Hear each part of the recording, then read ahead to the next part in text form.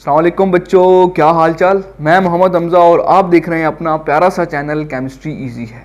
आज मैं आपके लिए न्यूक्लियर केमिस्ट्री का लेक्चर नंबर 2 लेकर आया हूं, जिसके अंदर हम डिस्कस करने जा रहे हैं क्लासिफिकेशन ऑफ न्यूक्लाइड्स। अब सबसे पहली चीज़ तो आपको परेशान कर रही होगी, यार न्यूक्लाइड्स क्या होता है। एक्चुअली न्यूक्लाइड्स और न्यूक्लियस सेम ही चीज़ें हैं, सिर्फ फ़र्क इतना है कि without the relation to the outer sphere उसको हम लोग क्या कहते हैं, न्यूक्लाइड्स। मतलब कि ऐसा न्यूक्लियस जिसके आउटर स्फीयर के साथ कोई रिलेशनशिप नहीं है, नॉर्मली उसको हम लोग क्या कहते हैं, न्यूक्लाइड्स। तो बस ये थोड़ा बहुत डिफरेंस करने के लिए उन्होंने ये न्यूक्लाइड्स का नाम रख दिया, अदरवाइज ये न्यूक्लियस ही होता है। इस चीज़ से आपने परेशान नहीं होना। स्टार्ट करते हैं क्लासिफिकेशन। अब न्यूक्लाइड्स को हम दो तरह से क्लासीफाई कर सकते हैं। पहला है on the basis of N and Z values, दूसरा है on the basis of nuclear stability. ठीक है, मैं यहाँ पे लिख देता हूँ आपके सामने। सबसे पहला है nuclides can be classified on the basis of N and Z values, ठीक है, और दूसरा है on the basis of nuclear stability। इन दोनों क्लासिफिकेशंस को आज की वीडियो के अंदर हम डिस्कस करेंगे। दोनों बहुत आसान है, इंटरेस्टिंग है, मजे का लेक्चर होने वाला आज का। स्टार्ट करते हैं पहली क्लासिफिकेशन से, on the basis of N and Z values. ठीक है, अब मैं आपके सामने कुछ यहां पर न्यूक्लाइड्स लिखता हूं, न्यूक्लियाई लिखता हूं, ठीक है, जो कि एक्चुअली उनको हमने लास्ट वीडियो के अंदर भी डिस्कस किया था, सिर्फ आपको थोड़ा बहुत समझाने के लिए, और फिर मैं उसी को रिलेट करूंगा आज के टॉपिक के साथ। ठीक है, अब सपोज करें एक हाइड्रोजन है। हाइड्रोजन का एटॉमिक नंबर कितना होता है, 1, यानी कि इसमें नंबर ऑफ प्रोटॉन क्या है, 1। इसका इधर क्या आएगा, 1। इसका एटॉमिक मास भी 1 होता है। अब हाइड्रोजन का एक और आइसोटोप भी होता है, जो कि ड्यूट्रियम नॉर्मली जिसको हम कहते हैं। इसका एटॉमिक मास 2 और एटॉमिक नंबर सेम 1। देन एक और होता है ट्रिटियम, ठीक है। अब देखें, ये आइसोटोप्स हैं हाइड्रोजन के। अब जब भी आइसोटोप्स होंगे हाइड्रोजन के, देखें न्यूक्लियाई सेम एलिमेंट का ही है, हाइड्रोजन के ही ये तीनों न्यूक्लियाई हैं। फर्क क्या है, एटॉमिक मास में फर्क है, नंबर ऑफ न्यूक्लियॉन्स में फर्क है। ये ऊपर जो लिखते हैं उसको हम क्या कहते हैं, पिछले वीडियो के अंदर मैंने आपको बताया था। ये एक सपोज करें एक एलिमेंट है, ऊपर हम इसके A लिखते हैं, यहां पे हम Z लिखते हैं। जो A होता है ये नंबर ऑफ न्यूक्लियॉन्स होते हैं, यानी कि न्यूक्लियॉन्स क्या है, number of proton plus number of neutron.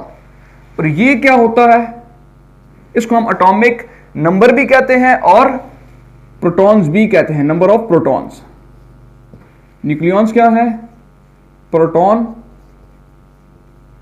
Plus neutron. ये तो बेसिक चीजें पिछली वीडियो के अंदर हमने डिस्कस की हुई है।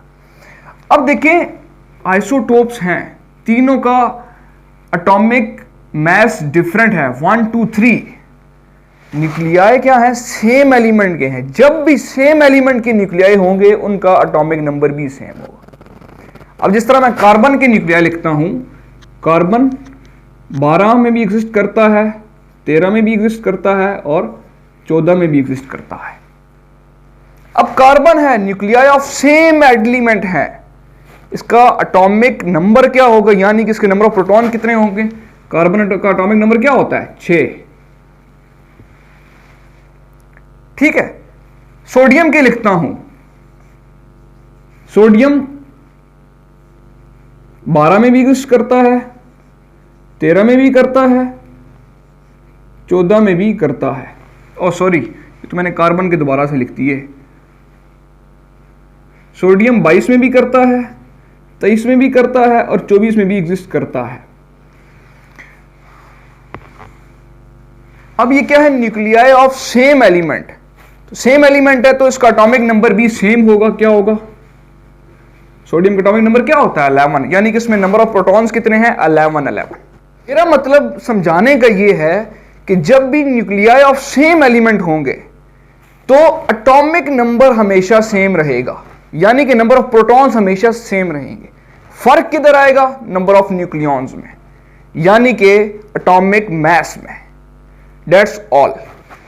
अब यहां पर मैं एक और आपके सामने लिखता हूं नाइट्रोजन। नाइट्रोजन 13 में भी होता है, 14 में भी होता है, ठीक है, और 15 में भी होता है। अब इसका एटॉमिक नंबर क्या होता है नाइट्रोजन का? 7। ये 7 मेंबर है पीरियोडिक टेबल का, ठीक है। ये तो कुछ बेसिक्स हैं जो मैंने आपके सामने लिखी हैं। अब वापस आते हैं अपने टॉपिक की तरफ। On the basis of N and Z values, अब हमने न्यूक्लियाइड्स को क्लासिफाई करना है on the basis of N and Z values, ठीक है।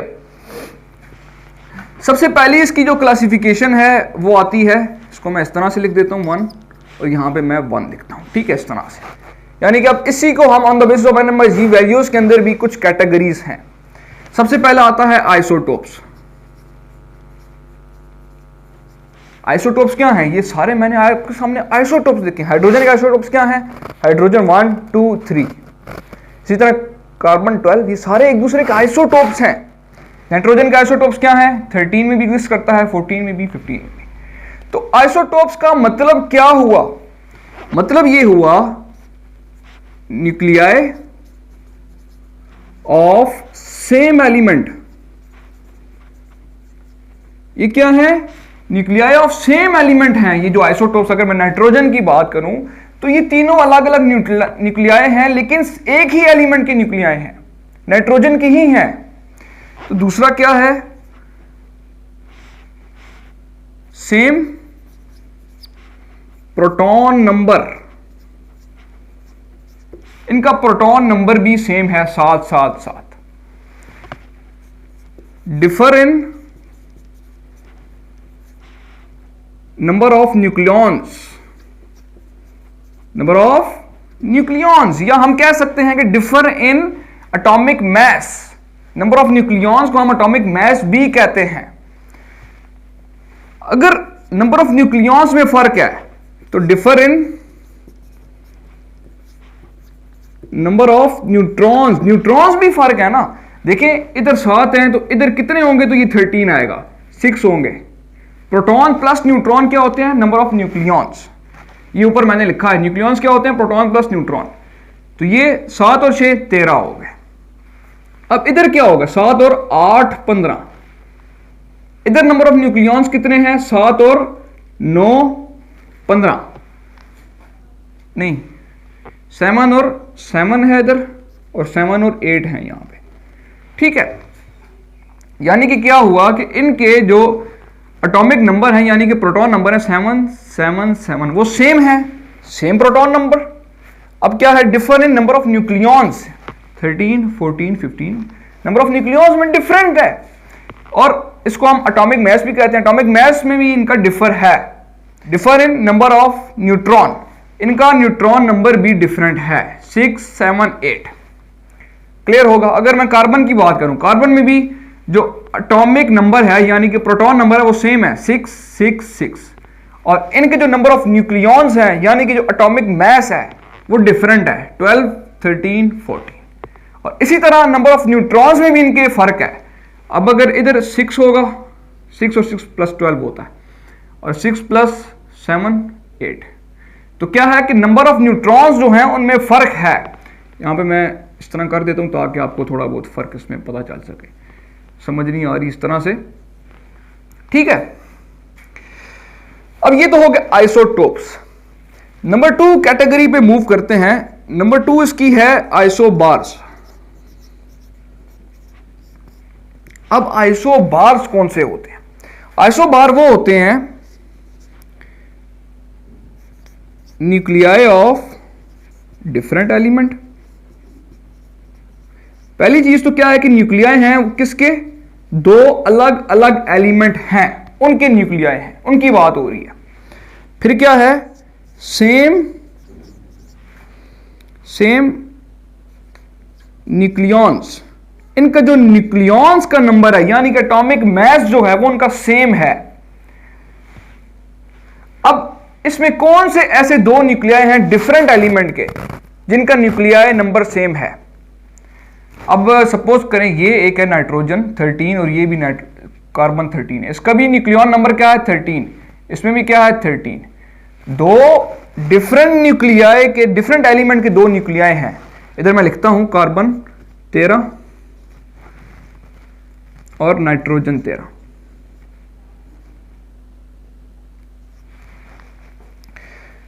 टू डिफरेंट एलिमेंट्स हैं, दोनों के न्यूक्लियाई हैं, nuclei of different elements. Same nucleons, इसमें क्या है 13 नंबर ऑफ न्यूक्लियॉन्स हैं, इसमें भी 13 नंबर ऑफ न्यूक्लियॉन्स हैं। बहुत क्लियर है। अब अगर 13 है तो इसमें देखें प्रोटॉन नंबर जो है वो डिफरेंट है, तो हम क्या लिख देंगे, डिफर इन प्रोटॉन नंबर, और साथ हम क्या लिखेंगे, इसमें जो नंबर ऑफ न्यूट्रॉन्स हैं वो भी डिफरेंट हैं, इधर 7 है इधर 6 है, तो डिफर इन न्यूट्रॉन नंबर। ठीक है। अब ये तो हो गई दो तरह की classification on the basis of N and Z values. अगली क्लासिफिकेशन पे मूव करते हैं, वो है, ये आइसोटोप्स था, आइसोबार्स था, अगली है मिरर न्यूक्लियाई।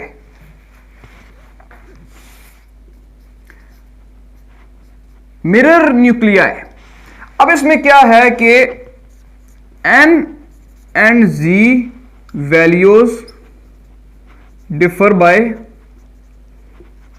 1, यानी कि नंबर ऑफ न्यूट्रॉन्स जो हैं उसमें भी एक का फर्क है, नंबर ऑफ प्रोटॉन्स जो हैं उसमें भी एक का फर्क है। और क्या है कि न्यूक्लियाई ऑफ डिफरेंट एलिमेंट।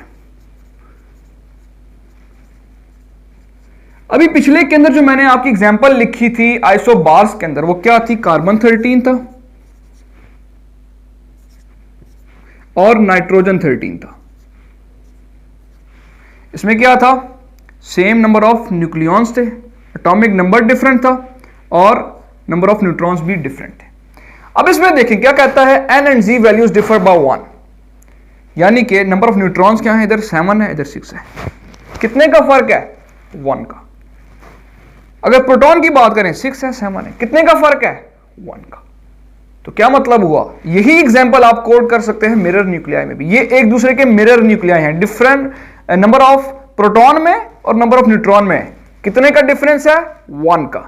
इसी के साथ मैं आपको एक और भी एग्जांपल देता हूं, हाइड्रोजन 3 और 1, यानी कि ट्रीटियम है, हाइड्रोजन का जो आइसोटोप है वो ट्रीटियम वाला। साथ में लिखता हूं हीलियम, हीलियम 3 के अंदर भी एग्जिस्ट करता है। अब इसका जो एटॉमिक नंबर होता है वो 2 होता है, और 2 और 1, इधर जो न्यूट्रॉन नंबर आएगा वो 1 आ जाएगा। ठीक है। अब इधर हाइड्रोजन का एटॉमिक नंबर 1, इसमें नंबर ऑफ न्यूट्रॉन्स कितने होंगे, 2। ठीक है, 1 और 2 प्लस 3 हो जाएगा।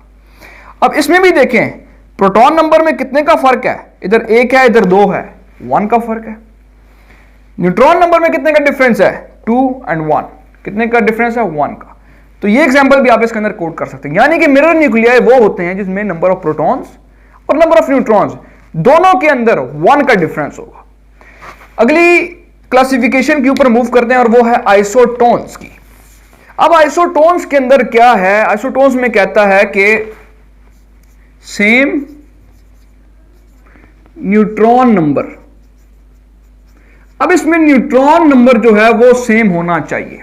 आइसोबार के अंदर सेम न्यूक्लियॉन नंबर होना चाहिए, आइसोटोन्स के अंदर सेम न्यूट्रॉन नंबर होना चाहिए, आइसोटोप्स के अंदर सेम प्रोटॉन नंबर होना चाहिए। ठीक है, बातें आपको क्लियर हैं सारी। सेम न्यूट्रॉन नंबर, किसमें न्यूट्रॉन नंबर सेम है, सामने जरा चेक करें, इसमें कोई एग्जांपल ऐसी है जिसमें आपका न्यूट्रॉन नंबर सेम आए, बिल्कुल है, कार्बन की और नाइट्रोजन की। कार्बन 12 आप लिखें और नाइट्रोजन 13 लिखें। देखें नंबर ऑफ न्यूट्रॉन्स कितने हैं, 6, नंबर ऑफ न्यूट्रॉन्स कितने हैं, 6, तो बात हो गई ना हमारी। अब इसके साथ एक और पॉइंट आप क्या लिखेंगे, न्यूक्लियाई ऑफ सेम एलिमेंट के न्यूक्लियाई है या डिफरेंट एलिमेंट के न्यूक्लियाई है, डिफरेंट के, न्यूक्लियाई ऑफ डिफरेंट एलिमेंट। अब इसी के साथ एक और पॉइंट भी आप लिख सकते हैं कि इनका एटॉमिक नंबर क्या है, प्रोटॉन नंबर क्या है, सेम है कि डिफरेंट है, इधर 6 है इधर 7 है, डिफरेंट है, different, differ in proton number. ठीक है, तो ये हो गई चौथी किस्म की आपकी classification on the basis of N and G. तो नंबर 5 के ऊपर मूव करते हैं और वो है isomers.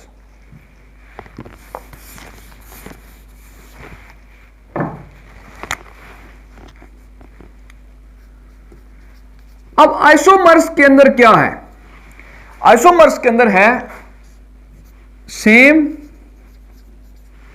Number of nucleons, same number of protons and same number of neutrons. यानी कि इसमें नंबर ऑफ न्यूक्लियॉन्स भी सेम है, नंबर ऑफ प्रोटॉन्स भी सेम है और नंबर ऑफ न्यूक्लियॉन्स भी सेम है।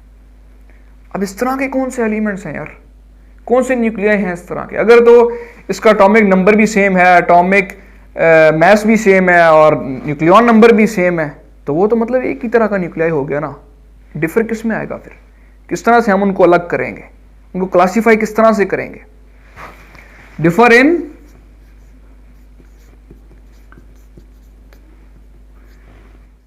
Energy state. अब आपको याद हो तो न्यूक्लियर केमिस्ट्री 01 के अंदर मैंने आपके सामने एक एग्जांपल लिखी थी कोबाल्ट की, कोबाल्ट, और इधर मैंने लिखा था 60M। 60M का क्या मतलब है कि ये कोबाल्ट मेटास्टेबल स्टेट में है। अब ये क्या है? ये मेटास्टेबल स्टेट में यानी कि ये अनस्टेबल है, इसकी एनर्जी हाई है। अब इसने किसी ना किसी तरीके से कोई रेडियो एक्टिविटी का फिनोमेना शो करना है, या कि ये अल्फा डीके करेगा, बीटा डीके करेगा या गामा डीके करेगा, वो डिपेंड करता है इस एलिमेंट के ऊपर, इसके अंदर क्या एबिलिटी है, ये किस किस्म का डीके शो कर सकता है। वो डीके करेगा और ये स्टेबल हो जाएगा। अब ये डीके करता है गामा डीके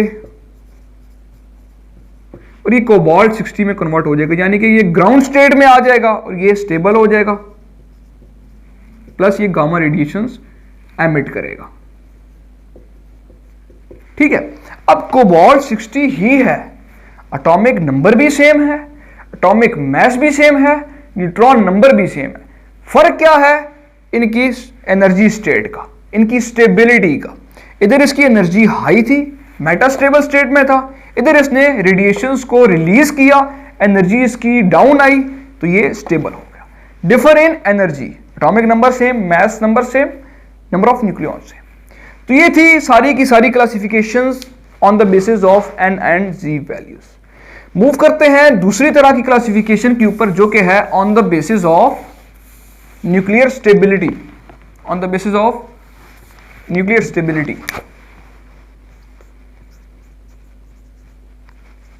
अब देखें, दो तरह के न्यूक्लियाइड्स हो सकते हैं मेरे पास, एक तो हो सकते हैं स्टेबल, एक हो सकते हैं अनस्टेबल। ठीक है। अब अगर मैं पहली की बात करूं, stable nuclides,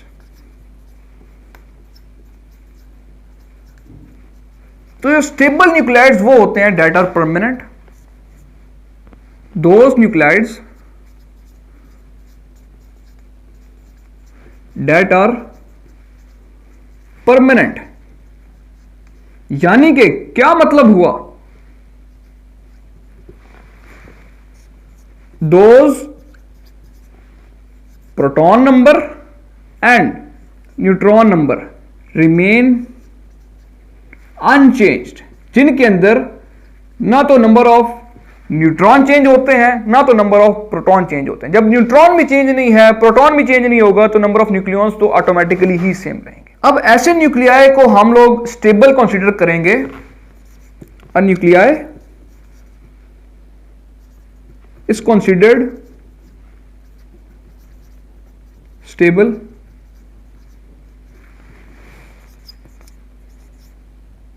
which remain unchanged up to about 10 raised to power 21 years। 10 raised to power 21 years तक जो स्टेबल न्यूक्लियाइड्स हैं उनके अंदर कोई चेंजिंग नहीं आती, ना तो उनके अंदर प्रोटॉन नंबर चेंज होता है, ना न्यूट्रॉन नंबर चेंज होता है। ठीक है। अब ऐसे कुछ ही न्यूक्लियाइड्स हैं, यानी कि हम कह सकते हैं 274 ऐसे न्यूक्लियाइड्स हैं जो कि अनचेंज रहते हैं। नंबर ऑफ न्यूक्लियाइड्स तो बेतहाशा हैं, बहुत ज्यादा हैं। ठीक है। लेकिन 274 उनमें से ऐसे हैं जो कि स्टेबल, जिनको कंसीडर किया जा सकता है, जिनका लाइफ टाइम 10⁻21 है। ये हो गया स्टेबल न्यूक्लियाइड्स।